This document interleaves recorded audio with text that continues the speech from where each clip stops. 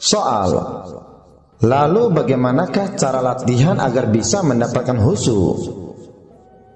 Jawab, caranya adalah memutuskan sebab-sebab tersebut dengan menundukkan pandangannya, atau sholat di ruangan yang gelap, atau tidak meletakkan sesuatu di hadapannya agar tidak mengganggu konsentrasinya. Soal, kenapa kita harus melakukannya di tempat?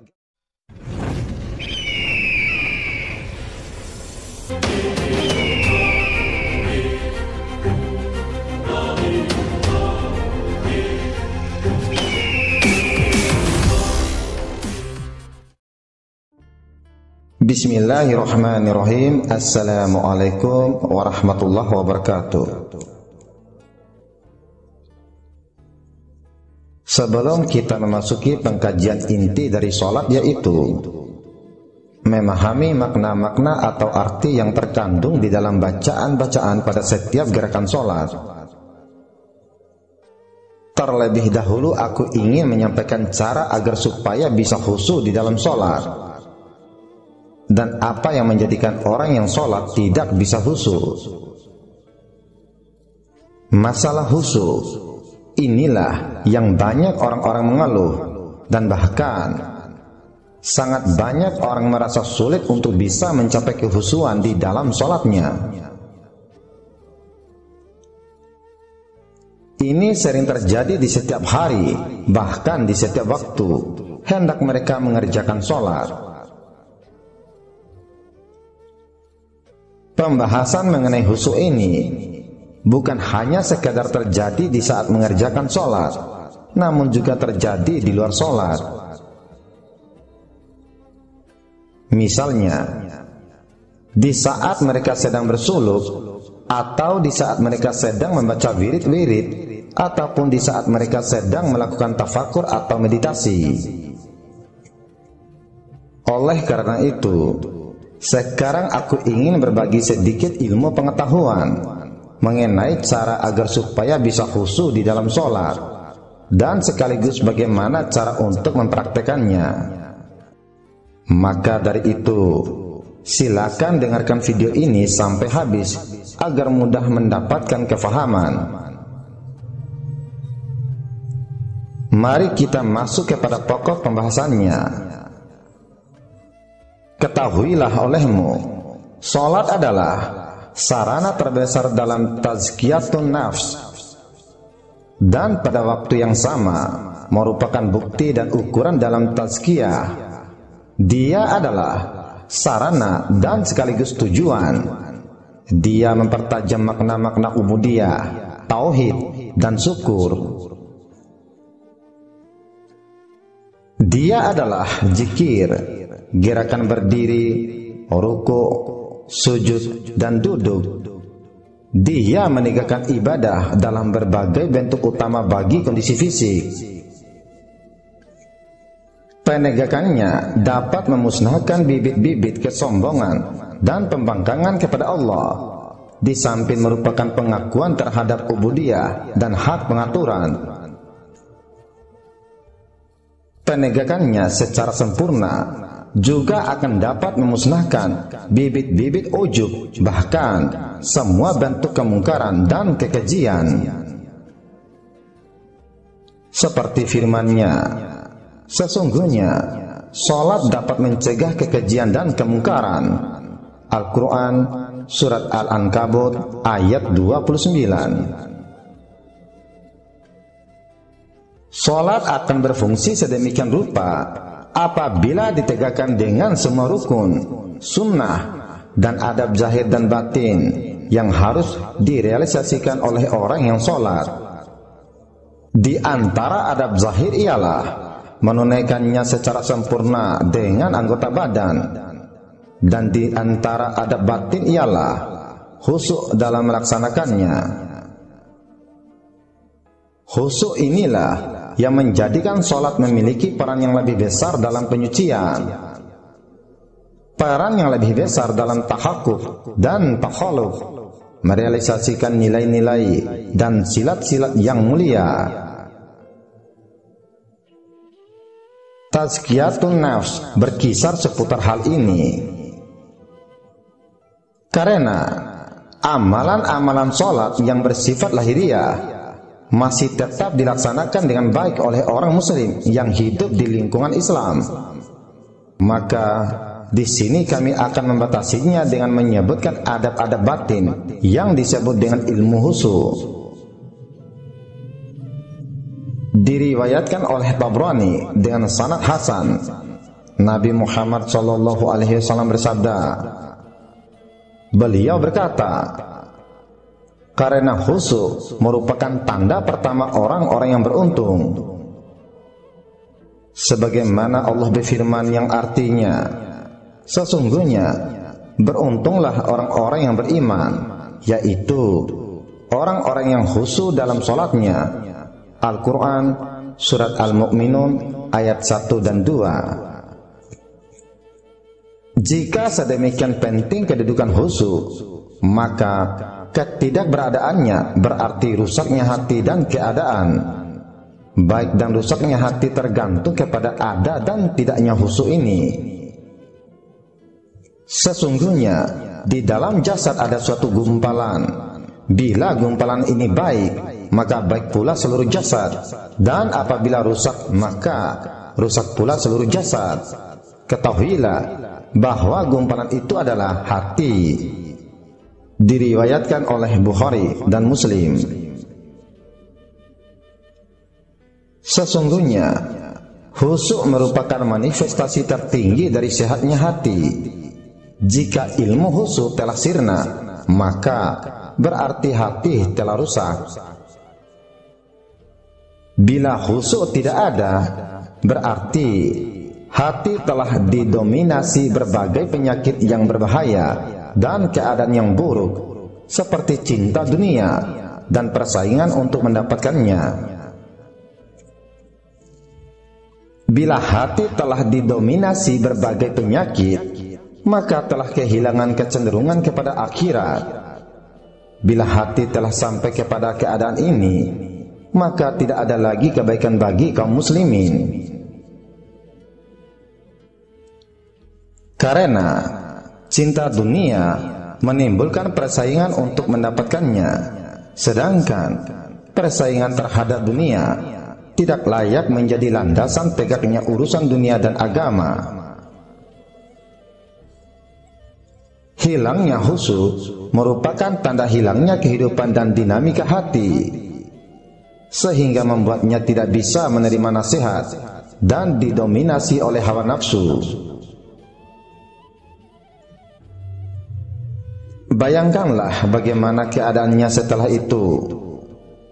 Pada saat hawa nafsu mendominasi hati dan nasihat atau peringatan tidak lagi bermanfaat baginya, maka berbagai syahwat pun merajalela dan terjadilah perebutan kedudukan, kekuasaan, harta, dan nafsu syahwat. Bila hal-hal ini mendominasi kehidupan, maka tidak akan terwujud kebaikan dunia atau agama. Khusyuk adalah ilmu sebagaimana ditegaskan hadis Nabi Muhammad SAW. Ilmu ini tidak banyak yang mengetahuinya. Bila kalian telah menemukan orang yang bisa mengantarkan kamu kepadanya, maka berpegang teguhlah kepadanya, karena sesungguhnya dia orang yang benar-benar berilmu, sebab itulah tanda ulama akhirat. Sesungguhnya ilmu khusyuk berkaitan dengan ilmu penyucian hati dari berbagai penyakit dan upaya merealisasikan kesehatannya.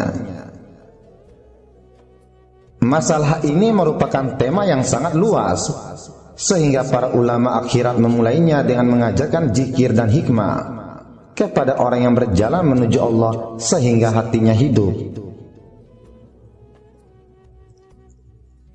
Bila hatinya telah hidup, berarti mereka telah membersihkannya dari berbagai sifat yang tercela dan menunjukkannya kepada sifat-sifat yang terpuji. Sinilah perlunya pembiasaan hati untuk khusyuk, melalui kehadiran bersama Allah dan merenungkan berbagai nilai kehidupan. Kesemuanya ini di kalangan para ulama akhirat memiliki cara yang disyariatkan. Seluruh kajian ini pada akhirnya membantu merealisasikan khusyuk. Jika kalian dapat memadukannya dengan persahabatan bersama orang-orang soleh yang khusyuk, maka hal ini akan sangat membantu kalian mencapai khusyuk. Khusyuk dalam sholat merupakan ukuran kehusuan hati.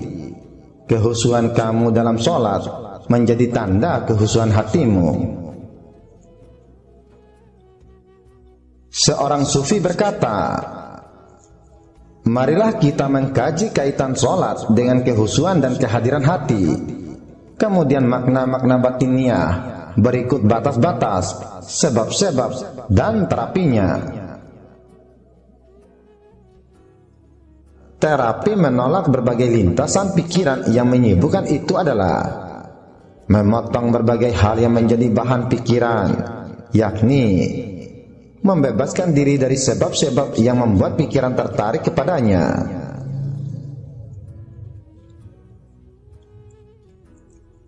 Bila hal-hal yang menjadi bahan pikiran itu tidak dilenyapkan, maka pikiran tidak akan terpalingkan darinya.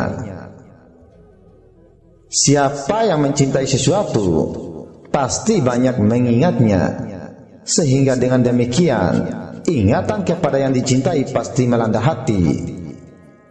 Itulah sebabnya kamu melihat orang yang mencintai selain Allah, pasti sholatnya tidak terhindar dari berbagai lintasan pikiran yang liar.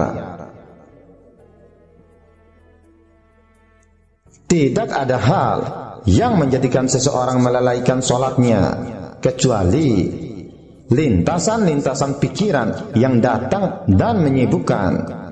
Oleh karena itu, obat untuk menghadirkan hati adalah mengusir lintasan-lintasan pikiran tersebut. Sementara itu, sesuatu tidak dapat diusir kecuali dengan mengusir sebab-sebabnya. Hendaklah kamu mengetahui sebabnya dan sebab timbulnya lintasan tersebut. Bisa jadi sebab tersebut berupa perkara eksternal atau perkara batin yang bersifat internal. Sebab eksternal yang tertangkap oleh pendengaran atau nampak oleh penglihatan kadang menarik perhatian utama hingga terbawa dan hanyut kepadanya.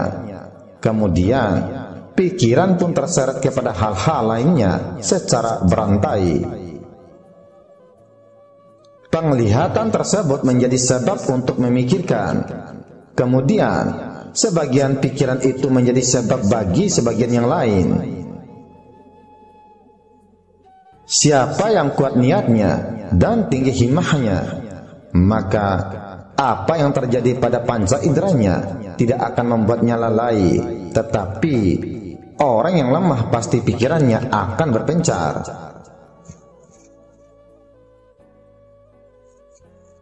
Soal, lalu bagaimanakah cara latihan agar bisa mendapatkan khusyuk?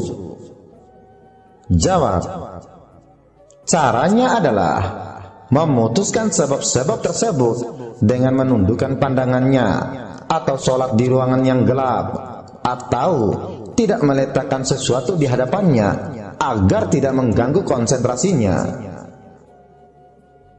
Soal, kenapa kita harus melakukannya di tempat gelap?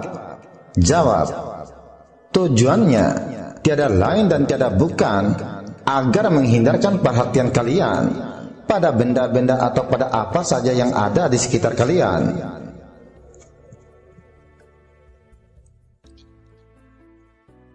Sebab apa saja yang terlihat oleh mata di saat kita mengerjakan sholat, semua itu akan menjadi perhatian kita atau akan mengalihkan pandangan kita.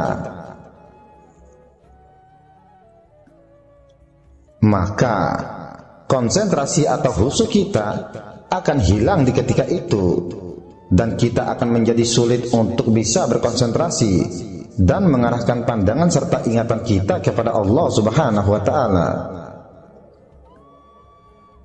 Sedangkan manfaat lainnya, tujuan kita sholat di tempat yang gelap itu adalah agar kita lebih mudah meniadakan keberadaan diri kita, agar kita merasa lebih mudah untuk merasakan tidak ada diri. Di mana saat itu juga kita sudah tidak bisa lagi melihat kaki kita, tidak lagi bisa melihat tangan kita, tubuh kita, dan sudah tidak lagi bisa melihat gerakan kita di dalam sholat.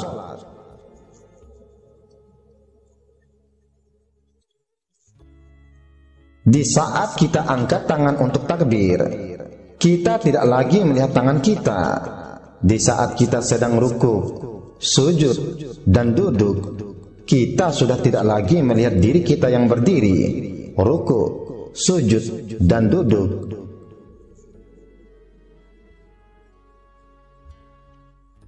Kita sudah tidak lagi melihat sejadah kita.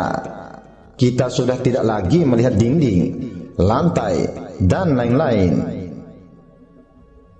Sebab semua atribut-atribut itu sudah tidak nampak lagi dalam pandangan mata kita.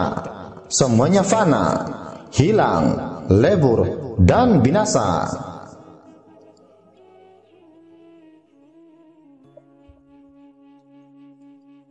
Kita juga tidak lagi sulit untuk berusaha meniadakan diri kita atau meniadakan keberadaan diri kita.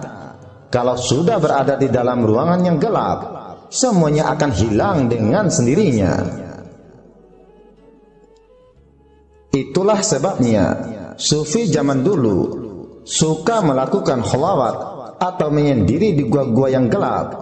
Sebab kalau sudah berada di dalam ruangan yang gelap, di saat kita sedang sholat, kita sudah tidak lagi melihat diri kita yang sholat. Pandangan mata ke depan, ke bawah, ke atas, ke samping sama saja. Tidak ada yang dilihat. Jadi, inilah mati sebelum mati namanya. Tidak lagi melihat keberadaan diri.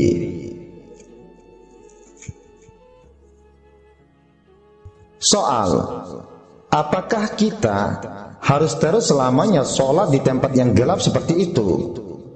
Jawab, tidak. Kita sholat di tempat gelap atau ruangan yang gelap, itu tujuannya adalah sebagai latihan agar supaya kita lebih cepat bisa mendapatkan kehusuan dalam sholat, agar kita lebih mudah berkonsentrasi di saat mengerjakan sholat dan ibadah-ibadah lainnya.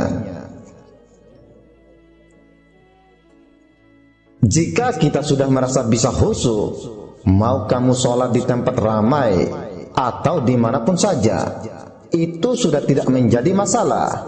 Sebab sesuatu yang datang dari luar sudah tidak lagi bisa menggodamu, mengganggumu, mengalihkan pandangan dan perhatianmu.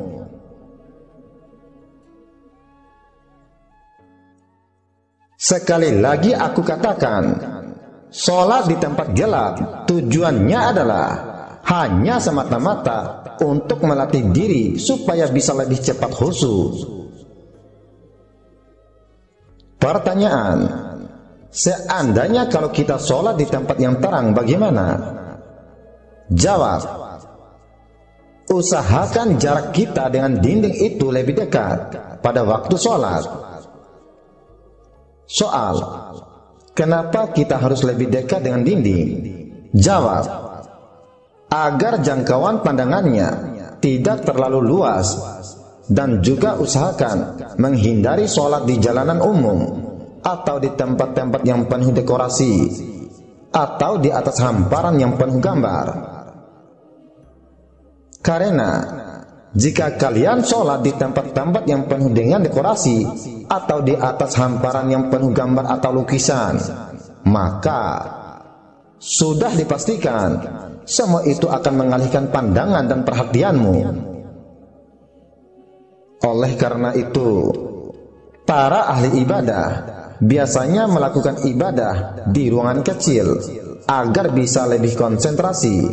Bahkan sebagian mereka menundukkan pandangan, tidak melampaui tempat sujud.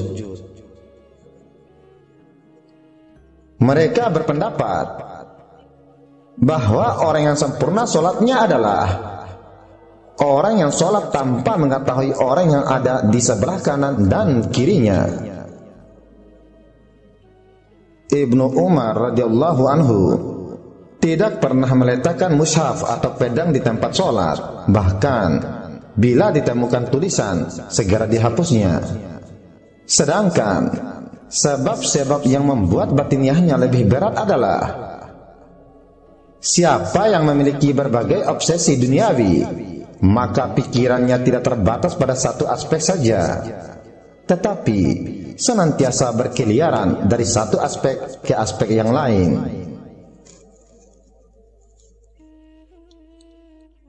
Sehingga menundukkan pandangan tidak lagi berguna baginya, karena apa yang telah bersemayam di hati sebelumnya telah cukup menyibukkannya. Tetapi orang ini adalah dengan menarik jiwanya dengan paksa untuk memahami apa yang dibacanya dalam sholat dan membuatnya sibuk dengannya dan melupakan yang lainnya.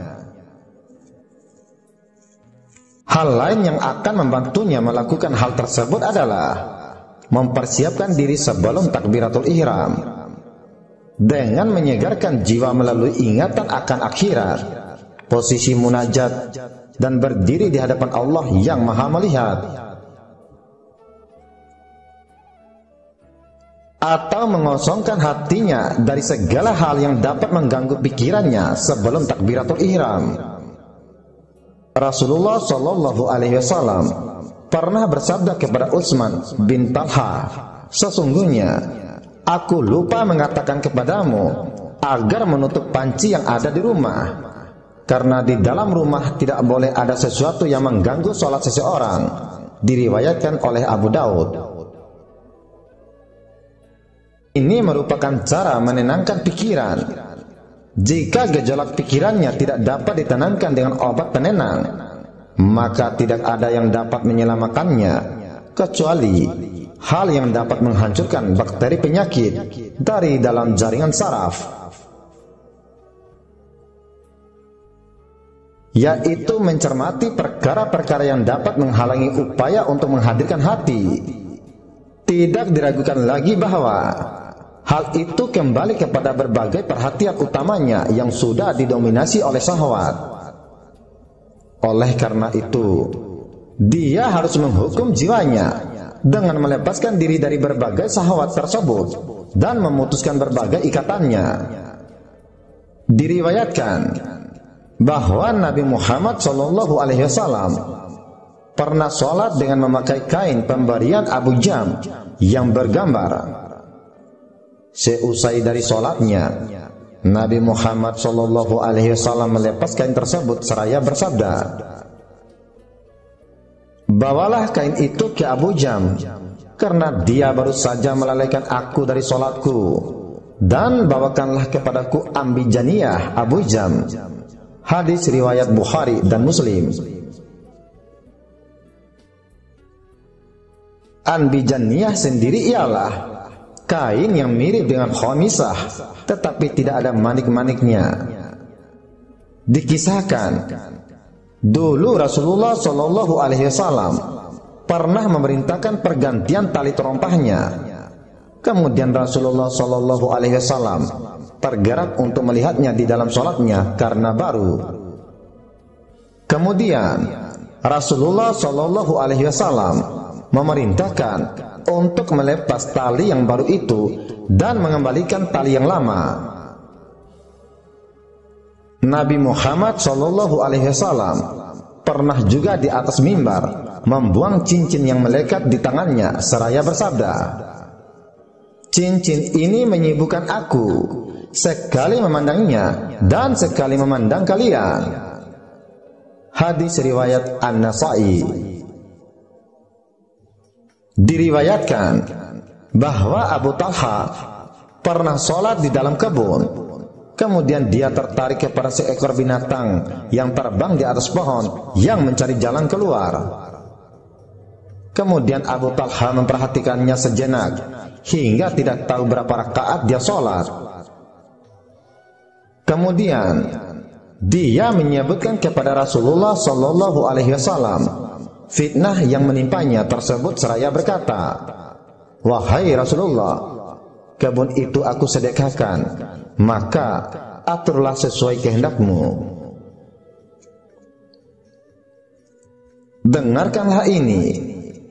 Mereka berbuat demikian, itu semua bertujuan untuk memutuskan hal yang menjadi bahan pikiran, di samping sebagai kafarat bagi kekurangan kesempurnaan sholat yang dialaminya. Itulah obat mujarab bagi penyakit tersebut, dan tidak ada obat lainnya yang bermanfaat. Adapun upaya penenangan dan ajakan untuk memahami zikir atau bacaan yang aku sebutkan ini, maka tindakan tersebut hanya bermanfaat bagi syahwat yang lemah dan fokus perhatian yang tidak menyibukkan kecuali pinggiran hati. Sedangkan bagi syahwat yang kuat dan bergejolak, upaya penenangan itu tidak akan bermanfaat, sehingga akan senantiasa menariknya dan menarikmu, kemudian mengalahkan kamu, dan akhirnya semua sholat kamu hanyut dalam daya tariknya. Sekalipun demikian, tetap harus dilakukan mujahadah, mengembalikan hati kepada sholat, dan mengurangi sebab-sebab yang dapat menyibukkannya.